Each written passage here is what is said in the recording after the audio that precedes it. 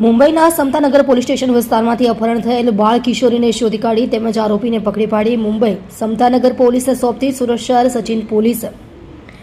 મહેરબાન police commissioner સાહેબ શ્રી તથા સંયુક્ત પોલીસ કમિશનર સેક્ટર 2 સાહેબ શ્રી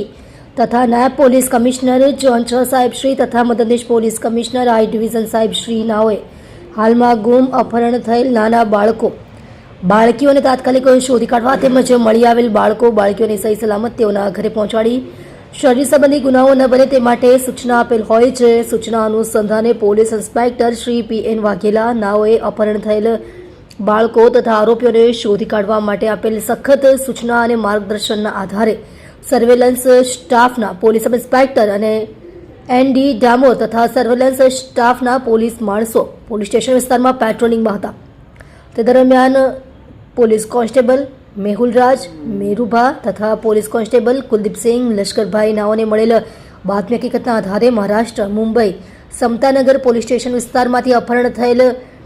જીમી પરવેશભાઈ મોરિયા ઉંમર વર્ષ 18 રહે જય અંબેનગર 2 બોમ્બે વેસ્ટ મુંબઈ મહારાષ્ટ્ર નાઓને પકડી પાડી